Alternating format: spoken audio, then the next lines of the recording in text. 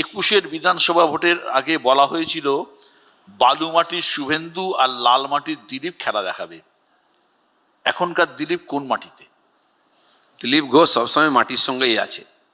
আমি উত্তর বাংলায় যতটা সাবলীল, দক্ষিণ বাংলার জঙ্গলমহলে ততটা সাবলীল।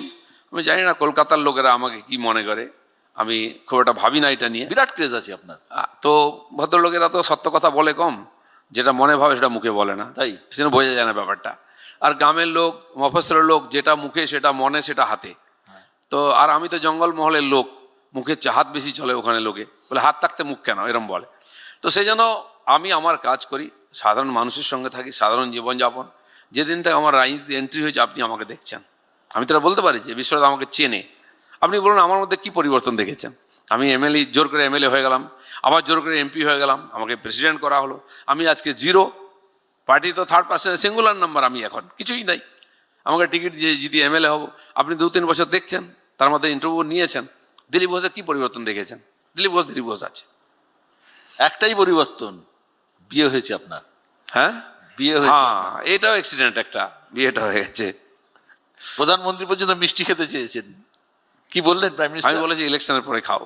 দিলীপদা, সম্ভবত এই প্রথম ভোটার তালিকা অসম্পূর্ণ রেখে নির্বাচনে যাচ্ছে নির্বাচন কমিশন। 60 লক্ষ ভোটারের নাম এখনো ঝুলে রয়েছে, অ্যাডজুডিকেশনে রয়েছে। তারা এখনো জানেন না ভোটাররা ভোট দিতে পারবেন কি না। হয়তো সাপ্লিমেন্টারি লিস্ট বেরোচ্ছেও। এটা তো ঠিক যে এরা সবাই অবৈধ ভোটার নন। কি হবে এদের ভবিষ্যৎ? না, প্রথম কথা, দেশের নির্বাচন বা যে ক্ষেত্রে নির্বাচন হচ্ছে, একজনও উপযুক্ত ব্যক্তি যে ভোটার হওয়ার যোগ্য তাকে বাদ দিয়ে যেন ভোট না হয়, আমি মনে করি তাহলে এটা গণতন্ত্রের অপমান। সেই জন্য নির্বাচন কমিশন করেছিল। এখন যারা নির্বাচন কমিশনের উপরে আস্থা রাখতে পারেননি তারা আদালতে গেছেন। এখন পুরোপুরি ব্যাপারটা আদালতের, তারা ডিসিশন নেবেন শেষ কবে হবে, পুরোপুরি ঠিক হলো কিনা, আর না হয়ে থাকলে নির্বাচন সময় হবে কিনা, এটাও তাদের অধিকারে আছে।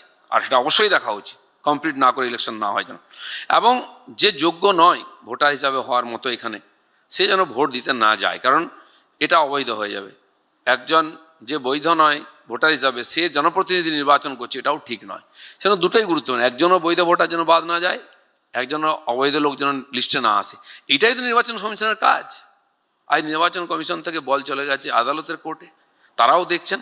সেজন্য এটা সম্পূর্ণ করা উচিত। আমার জানা পরিচিত অনেক লোক যারা পুরনো ভোটার, 2 সালে ভোট দিয়েছেন, তারাও বাদ গেছেন। আমার পার্টির বুথ প্রেসিডেন্টের নাম নাই। কেন হয়েছে, কি হয়েছে, এ তো রিসার্চের বিষয়, পিছনে গিয়ে লাভ নেই। এরা তো ভোট দিতে পারবে না। সংশোধন চাই। দেখুন, আপনাদের প্রচুর মতুয়া ভোটারের নাম বাদ গেছে, প্রচুর। খালি মতুয়া কেন? আরে যাই, আপনার আমার মতো লোক, আমার পূর্বপুরুষ তার মতুয়া নয় না, বাংলাদেশ থেকে এসছে। এরকম বহু লোক মেদিনীপুরের দিকে, ঝাড়গ্রামের দিকে, নদীর পাশে তো মতুয়া কম, সেখানেও তো বাদ গেছে, কম বেশি। যেখানে বেশি বহিরাগত এসে সেখানে বেশি বাদ গেছে। কিন্তু যেখানে যারা স্থায়ী বাসিন্দা, যেমন আপনি গঙ্গার ওপাশে যদি দেখেন বিধানসভাগুলো, 10,000, 12,000, 15,000-এর মধ্যে গেছে। গঙ্গার এ পাশে মুখ্যমন্ত্রী এলাকায় 50,000 চলে গেছে, মেয়রের এলাকাতেই 60-70,000 চলে গেছে। কলকাতাতে এক একটা সিটে 60-70, 50, 60, 70,000 বাদ গেছে। তো কিছু বৈধ, কিছু অবৈধ আছে, কিন্তু বাদ তো গেছে। অবৈধ ভোটার এদিকে বেশি আছে, কিন্তু সেটা তো ছাঁটাই হওয়া উচিত, তবে ভোট হওয়া উচিত। ভোটে কি এর প্রভাব পড়বে? ভোটে কি প্রভাব পড়বে? 2-5% ভোটার হয়তো ভোট দিতে পারবে না যদি সংশোধন না হয়। কিন্তু কিছু লোককে ইচ্ছা করে হ্যারাস করা হয়েছে। আর আমি সেটা আগেই বলেছি, এখানকার কর্মচারীরাই করেছেন, ইচ্ছা করে করা হয়েছে যে সমস্ত লোককে ঢুকিয়ে দাও যাতে ঘেঁটে যাবে ব্যাপারটা, তখন আর বাঁচা যাবে না, বৈধ অবৈধ সবাই চলে যাবে। তো ওই ঘুণের সঙ্গে ঘুণের কি বলে, গমের সঙ্গে ঘুণ চলে যাবে। এইটা হয়েছিল রাজনীতি, তার জন্য একটা সমস্যা হয়েছে, যারা দেখার দেখছে।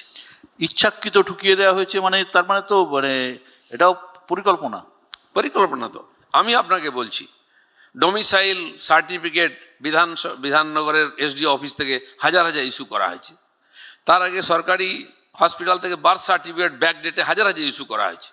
এগুলো চক্রান্ত পরিকল্পিত হয়েছে, তার জন্য এই সমস্যা তৈরি হয়েছে। কিন্তু তৃণমূল তো বলছে মুসলমান ভোটারের নাম বাদ দেওয়ার জন্য মালদায় 8 লাখ, মুর্শিদাবাদে 11 লাখ, উত্তর দিনাজপুরে 5 লাখ, ওখানেই তো প্রায় 30 লাখ ভোটারের নাম বাদ। যেখানে জনসংখ্যা বেশি সেখানে তো বাদ যাবে।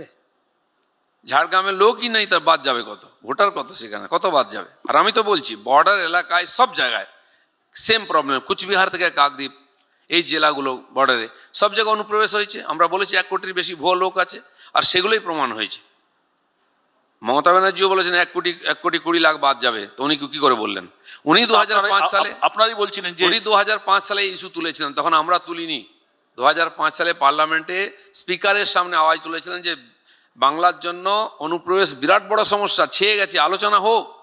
তখন অনুমতি হয়নি, উনি কাগজ ছুঁড়ে মেরেছিলেন। আজ কেন ওনার মনে হচ্ছে কোনো অনুপ্রবেশকারী নাই? আপনি মনে করেন যে আপনি তো মানে স্ট্রেট কথা বলেন, কোটি কোটি বাংলাদেশি রোহিঙ্গা এখানে আছে?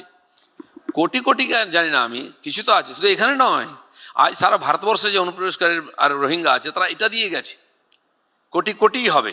আপনি জম্মু কাশ্মীর থেকে তামিলনাড়ু, মুম্বাই থেকে আরম্ভ করে বিহার, দিল্লি, উত্তরপ্রদেশ, কোথায় নাই?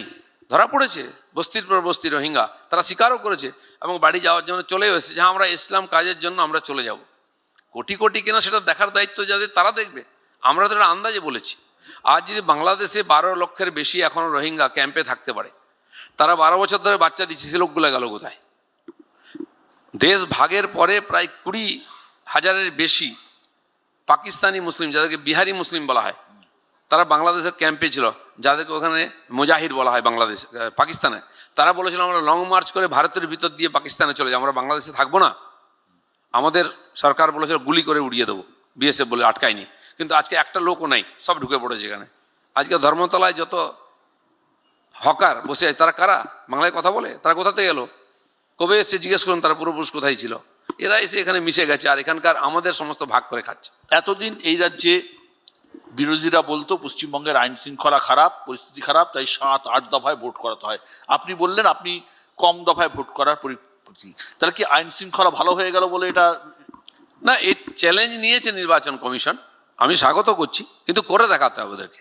আর যদি করে দেখাতে পারেন 2 ফেজে আগের চেয়ে শান্তিপূর্ণ ভোট হয়, তাহলে এটা নিঃসন্দেহে ঐতিহাসিক হবে।